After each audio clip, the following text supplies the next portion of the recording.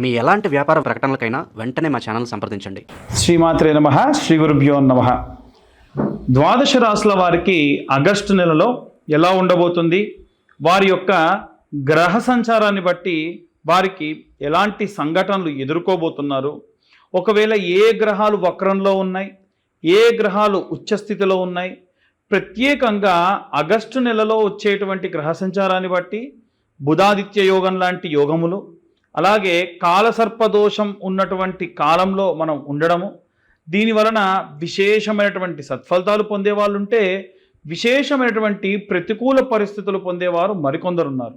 అలా ఈ యొక్క ద్వాదశ రాశుల వారికి కూడా ఎలా ఉండబోతుంది, వారు ఎలాంటి పరిస్థితులని ఎదుర్కోబోతున్నారు, వారి యొక్క గ్రహ సంచారాన్ని బట్టి ఎలాంటి నియమ నిబంధనలు పాటించాలి, ఎలాంటి మంత్రం చదువుకోవాలి, ఎలాంటి దీపారాధన చేయాలి అనేటువంటి విషయాన్ని ఇప్పుడు మనం తెలుసుకుందాం. కుంభరాశి వారికి ఆగస్టు నెలలో శ్రావణ మాసంలో ఎలా ఉండబోతుంది అనేటువంటి విషయాన్ని ఇప్పుడు మనం తెలుసుకుందాం. మనకు కుంభరాశి అనగానే గుర్తొచ్చేది ఏంటి? కుండ, అవునా? ఈ కుండలో కనుక నీళ్లు లేవనుకోండి, దాన్ని మనం పట్టించుకుంటామా? దాంట్లో ఎలకలు కూడా దూరి కాపురాలు పెట్టేస్తాయి. కాబట్టి కుండ అనేటువంటిది ఎప్పుడు ఏం చేయాలనంటే నీరు అనేటువంటి దాంతో నిండిపోయి ఉండాలి, అప్పుడే కుండకు వాల్యూ. అలాగే కుంభరాశి వారికి నీరు అనేటువంటి జ్ఞాన సంపదతోని ఎప్పుడు నిండి ఉండాలి. ఎప్పుడైతే వీళ్ళు ఈ యొక్క నాలెడ్జ్తో, అంటే నాలెడ్జ్ అంటే వేరే అనుకోకండి, ఖచ్చితంగా కుంభరాశి వాళ్ళు ఏ రోజుకు ఆ రోజు అప్డేట్ అవుతూ ఉంటారు. వాళ్ళకి తెలుసు అన్నమాట, ఏ రోజైతే నేను అప్డేట్గా లేనో ఆ రోజు నన్ను పట్టించుకోరు. సో ఏం చేయాలి? నేను ఎప్పుడు కూడా అప్డేటెడ్లో ఉండాలి. I should be in a very good updated place. కాబట్టి ఈ కుంభరాశి వారికి సంబంధించి ప్రత్యేకంగా వారికి ప్రతిదీ కూడా జ్ఞాన సంపదని స్టోర్ చేసుకుంటూ ఉంటారు. ఈ కుంభరాశి వాళ్ళు ఎక్కువ శాతం ఐఏఎస్ ఆఫీసర్లు, ఐపీఎస్ ఆఫీసర్లు లేదా వైట్ కాలర్ జాబర్స్ హెవీగా ఉంటారు. కూర్చొని ప్రశాంతంగా చేసేటువంటి పనులు చేసేవాళ్ళు ఎక్కువగా ఉంటారు.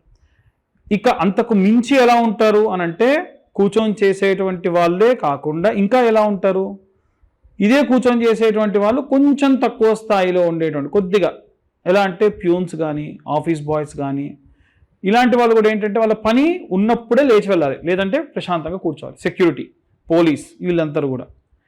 కాబట్టి ఈ రాశి వారు ప్రత్యేకంగా ఆగస్టు నెలలో ఎలా ఉంది గ్రహ సంచారం బట్టి చూసినట్టయితే, కుంభరాశిలోనే రాహుగ్రహ సంచారం ఉంది.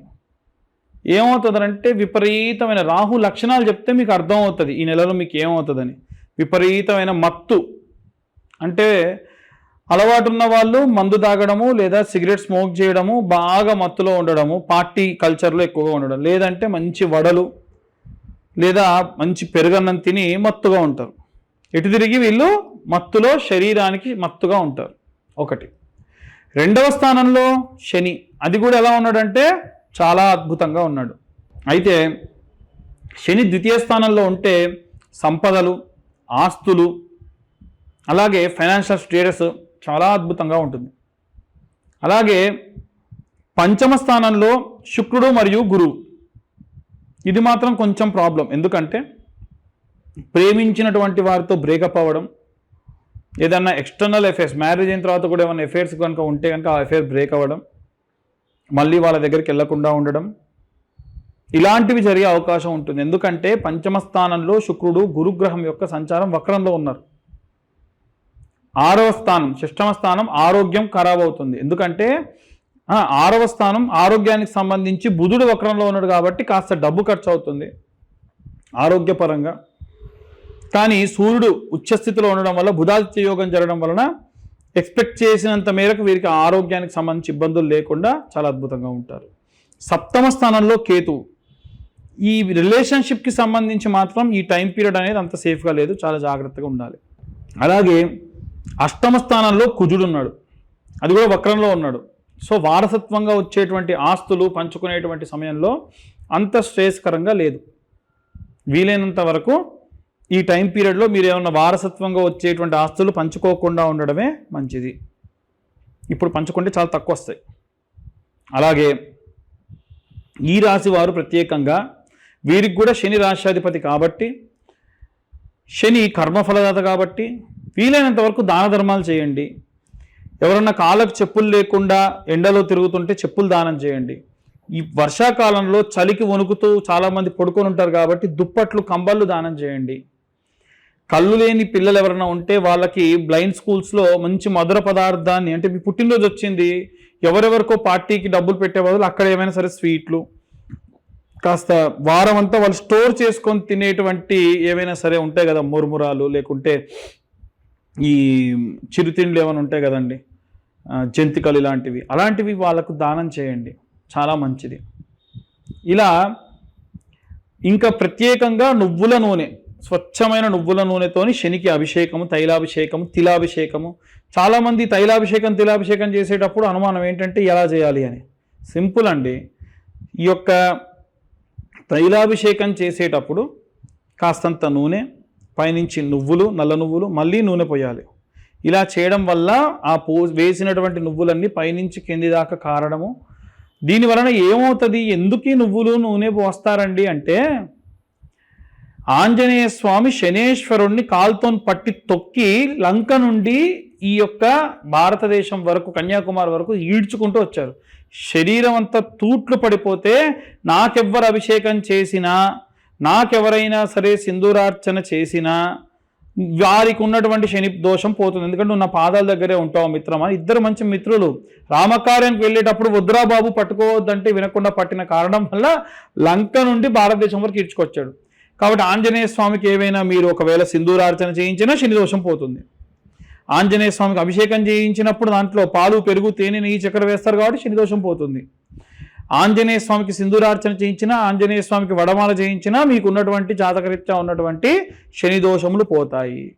కాబట్టి ఏం చేయాలి, వీలైతే శనివారం నాడు నువ్వుల నూనె పోస్తూ ఆంజనేయ స్వామికి కూడా అయితే వడమాల, సింధూరార్చన, అలాగే అప్పాలమాల, సింధూరంలో ప్రత్యేకంగా సంపెంగ నూనె కలపమని మీరే స్వయంగా తీసుకొచ్చి ఇవ్వండి. ఇలాంటివి చేయడం వల్ల విశేషమైనటువంటి సత్ఫలితాలు పొందవచ్చు.